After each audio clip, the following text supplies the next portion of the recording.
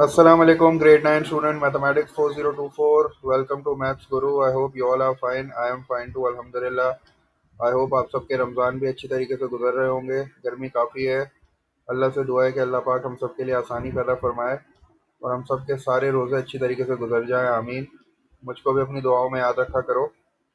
और रमज़ान में तुम्हें पता है खूब दुआएं किया करो, नेक काम भी ज़्यादा किया करो। और एज़ यूजुअल पढ़ाई तो तुम लोग करते ही हो, पढ़ाई और ज़्यादा किया करो। और चूंकि इस बार रमज़ान में असेसमेंट्स आ गए हैं, तो I know you all will be preparing for assessments. Math का असेसमेंट पहले हो गया है, तो मैंने तुम लोग को जो है वो चेकिंग करके भी तुम लोग के पेपर्स दिखा दिए हैं। You all have seen your papers now. Mistakes तुम लोग को पता चल गई है, मार्क्स कितने हैं ये भी पता चल गए। आई told you that I will be sharing the solution video on the weekend इंशाल्लाह। तो वीकेंड पे मुझे टाइम मिल गया, तो मैंने थोड़ा सा सोल्यूशन वीडियो पे वर्कआउट किया है। तो this is the solution video. इसको मैंने दो पार्ट्स में डिवाइड किया हुआ है। In the first part we will be looking at the trigonometry questions, and in the second part we will be looking at the congruence and similarity questions. दो ही main topic थे तुम्हारे assessment में। तो trigonometry वाले questions जो है वो इस वीडियो में देख लेंगे, उनके सॉल्यूशंस। और इंशाल्लाह सेकंड पार्ट में जो है वो फिर कॉन्ग्रुएंस और सिमिलैरिटी वाले क्वेश्चंस को देख लेंगे। तो let's just begin with this video. In this video, we'll be looking at the two questions जो trigonometry के थे. First question, the question was a cliff is 65-meter high. Given that the angle of depression of the board from the top of the cliff is 32 degrees, find the distance between the board and the base of the cliff. तो इस question में figure नहीं थी। I told you that there will be a question on trigonometry angle of elevation depression का question आएगा without figure. तो ये वो क्वेश्चन था जिसमें आपको फिगर बनानी थी, और इस क्वेश्चन में फिगर के बिल्कुल मार्क्स थे। और जब फिगर के मार्क्स होते हैं तो you have to properly label the figure. Just begin with the figure. अब इस क्वेश्चन में उसने बोला था कि a cliff is 65 meter high. तो सबसे पहले मैंने क्या किया कि एक माउंटेन टाइप का एक क्लिफ बना दिया, ठीक है, एक चोटी बना दी मैंने। और उसकी जो हाइट है वो 65 मीटर है, ठीक है। चूंकि हम लोग ट्रिग्नोमेट्री कर रहे हैं, बेसिक ट्रिग्नोमेट्री कर रहे हैं, तो मुझे राइट एंगल ट्रायंगल तो बनाना ही पड़ेगा। तो इसीलिए मैंने जो है वो यहाँ से एक स्ट्रेट लाइन जो है वो बिल्कुल बेस तक ले गया, और मैंने यहाँ लिख दिया कि this is the height of the cliff which is 65 meter. अब उसने आगे मुझे दिया हुआ है एंगल ऑफ डिप्रेशन। तो ये मेरे पास जो है वो सेकंड की पॉइंट हो गया, एंगल ऑफ डिप्रेशन।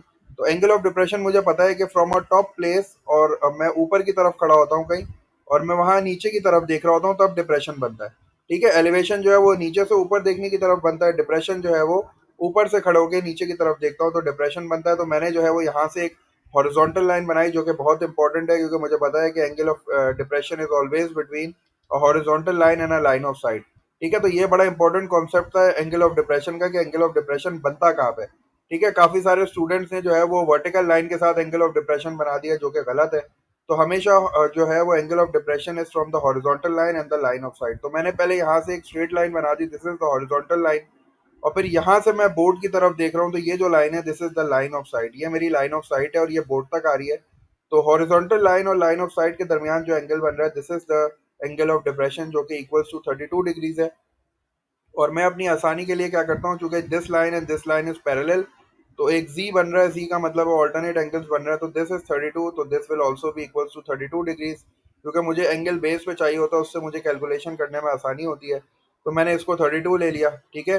लेकिन इसका हरगिज ये मतलब नहीं है कि this is the angle of depression. Angle of depression हमेशा ऊपर बनेगा, और आप उसको अपनी कैलकुलेशन की आसानी के लिए जो है वो नीचे उतार लेते थे। तो ये 32 एंगल इधर आ गया, और इसके सामने वाली जो साइड है, ये जो 65 है, ये ऑपोजिट बन जाएगी, क्योंकि ये मेरा एंगल है। इसके सामने वाली साइड हमेशा ऑपोजिट बनती है। ये राइट एंगल ट्रायंगल बन गया, ये 90 डिग्री का एंगल बन गया। इसके सामने वाली साइड हाइपोटेन्यूज हो गई, इसको मैंने हाइपोटेन्यूज कह दिया। और जो बाकी साइड बच गई, रिमेनिंग साइड बच गई, उसको मैंने एडजेसेंट कह दिया। अब वो मुझसे पूछ क्या रहा है, वो मुझसे कह रहा है find the distance between the board and the base of the Cliff. इसका मतलब है कि मुझे ये बेस ऑफ द क्लिफ है, यहाँ से लेके बोर्ड तक का मुझे डिस्टेंस फाइंड आउट करना है, मतलब मुझे अपनी एडजेसेंट साइड को फाइंड आउट करना है। तो मेरे पास ये एंगल है, इसके सामने वाली साइड ऑपोजिट हो गई, opposite side is given, and I have to find the adjacent side. तो ऑपोजिट और एडजेसेंट का रेशियो जो है वो टेन थीटा होता है, क्योंकि tan theta is the ratio of opposite upon adjacent side. तो मैं यहाँ टेन थीटा यूज करने वाला हूँ। In place of theta I will write 32, क्योंकि एंगल 32 दिया हुआ है। तो tan 32 is equals to opposite side जो है वो ऑपोजिट मेरे पास 65 है, डिवाइडेड बाय एडजेसेंट मुझे फाइंड आउट करनी है, तो मैंने उसको ए लिख लिया। अब मुझे पता है कि I have to find this adjacent side, तो मैं क्या करूंगा, क्रॉस मल्टीप्लाई कर लूंगा। ये जो 1032 है ये इधर आ जाएगा, ये डिवाइड हो जाएगा, डिनोमिनेटर में आ जाएगा। और ए जो है वो दूसरी साइड पे चला जाएगा, तो मेरे पास जो इक्वेशन बन जाएगी that will be adjacent is equals to 65 divided by 1032। और फिर चूंकि कैलकुलेटर अलाउ था तो डायरेक्ट मैंने 65 को डिवाइड किया 1032 से, तो मेरी जो एडजेसेंट साइड आ गई that is coming out to be 104.02 meters. Adjacent side is basically the distance between the board and the base of the cliff. Base of the cliff ये रहा, बोर्ड ये रही, यहाँ से लेके यहाँ तक का डिस्टेंस मुझे फाइंड आउट करना था। यही मेरी एडजेसेंट साइड थी, तो एडजेसेंट साइड का जो आंसर आ गया है दैट इज 104.02 मीटर्स। ये बिल्कुल वर्ड प्रॉब्लम है, तो आपको स्टेटमेंट में एक लाइन लिखनी थी कि the distance between the board and the base of the cliff is 104.02 meters. हम लोग हमेशा दो डेसिमल प्लेस तक ही राउंड ऑफ करते हैं, तो जो है वो इनफ है। 104.02 इज द राइट आंसर। अच्छा, इस क्वेश्चन में कुछ स्टूडेंट्स ये करते हैं कि यहाँ पे वो 1032 की वैल्यू निकाल के उसको भी राउंड, तो ये चीज़ बिल्कुल गलत है। आपके पास जब कैलकुलेटर अलाउ है तो डायरेक्ट जो है 65 डिवाइड बाई 1032 करो, यहाँ से जो आंसर आएगा फिर आप बेशक अपने फाइनल आंसर को राउंड ऑफ कर दो टू टू डेसिमल प्लेसेस। इससे पहले राउंड ऑफ करने की जरूरत नहीं है। अगर तुम हर स्टेप में राउंड ऑफ करते रहोगे तो तुम्हारा फाइनल आंसर जो है वो बिल्कुल चेंज हो जाएगा। और मे भी पॉसिबल कि अगर वो विद इन द रेंज नहीं हुआ तो फिर जो है वो जो आपका पेपर चेक कर रहा होगा वो उसको एक्सेप्ट नहीं करेगा। तो इसलिए अच्छी प्रैक्टिस ये होती है कि राउंडिंग ऑफ से अपने फाइनल स्टेप में किया करो। और चूंकि तुम ये डायरेक्टली कैलकुलेटर से कर सकते हो तो इसमें जो है वो सेपरेटली 1032 की जो वैल्यू है वो निकालने की जरूरत नहीं है।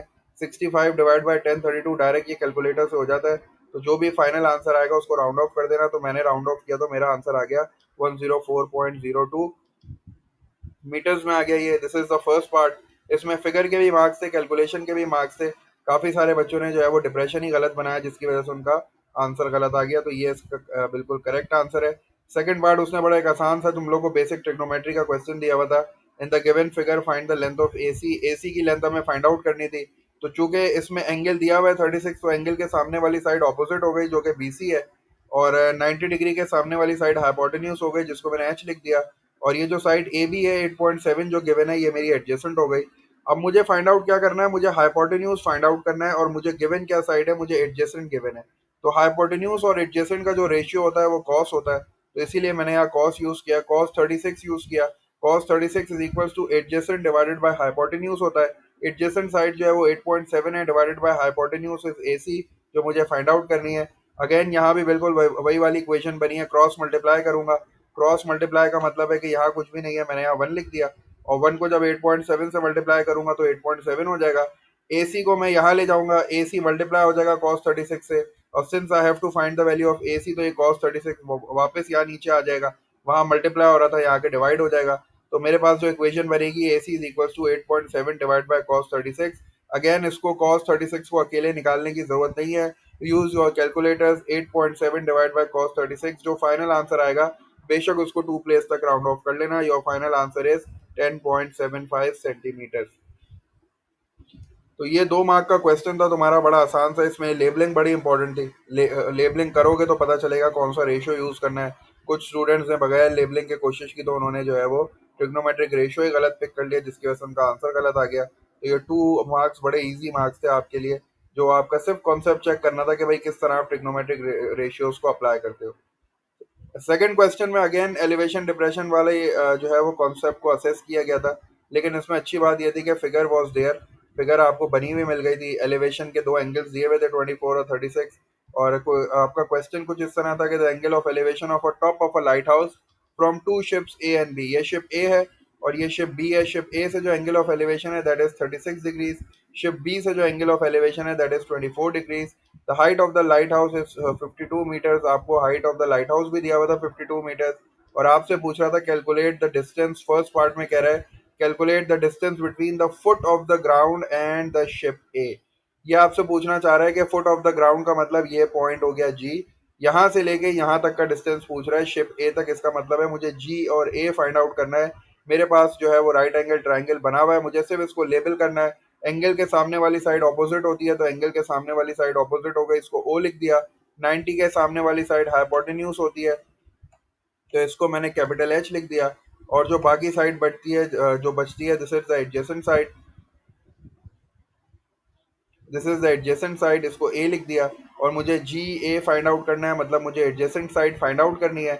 ऑपोजिट मुझे गिवन है, तो ऑपोजिट और एडजेसेंट का रेशियो जो है वो 10 होता है। तो यहाँ भी मैं 10 यूज करूंगा, 10, और एंगल मेरे पास 36 है, तो 1036 is equal to opposite side is 52 meters. So I will write 52 in the numerator divided by adjacent. Adjacent is GA, which I have to find out. So I will write GA in the denominator. Again, I have to find the value of GA. I will just cross multiply.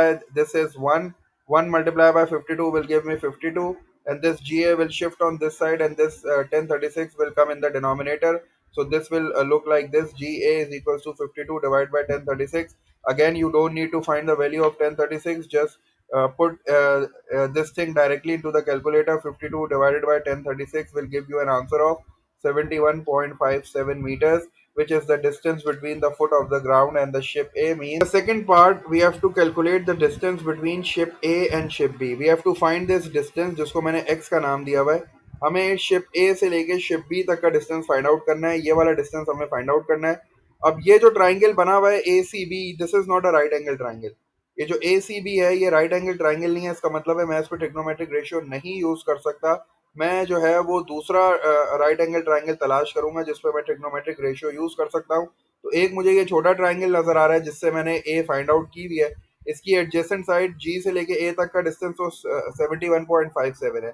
अगर मैं इस बड़े वाले triangle की बात करूं जो कि सी जी ए है, सी जी बी है जो, अगर मैं सी जी बी को यूज करूं तो सी जी बी से I can find out the adjacent. Again मुझे पूरा जी से लेके बी तक का डिस्टेंस मिल जाएगा अगर मैं ये वाला एंगल यूज करूं 24, और ये बड़ा वाला ट्राइंगल जो कि राइट एंगल ट्राइंगल यूज करूं, तो मुझे जी और बी का डिस्टेंस पता चल जाएगा. अगर मुझे ये टोटल डिस्टेंस पता चल जाता है तो मैं उसमें से 71.57 सब्ट्रैक्ट कर दूंगा, तो मुझे जो है वो ए से बी तक का डिस्टेंस मिल जाएगा. तो मैंने यही काम किया. मैंने जो है वो बड़े वाले राइट एंगल ट्राइंगल को कंसिडर किया. ये एंगल था 24, इसके सामने वाली साइड ऑपोजिट हो गई, 52 अगेन ऑपोजिट बन गई. और अब एडजेसेंट जो है वो मेरे पास जी बी है, जी से लेके बी तक का डिस्टेंस है. अगेन मुझे ऑपोजिट दी हुई है, एडजेसेंट फाइंड आउट करनी है. मैंने 10 यूज किया. 1024 is equal to opposite side 52 है divided by G B. G B is the adjacent side. G B का मतलब है यहाँ से लेके यहाँ तक का डिस्टेंस, ये एडजेसेंट हो गई.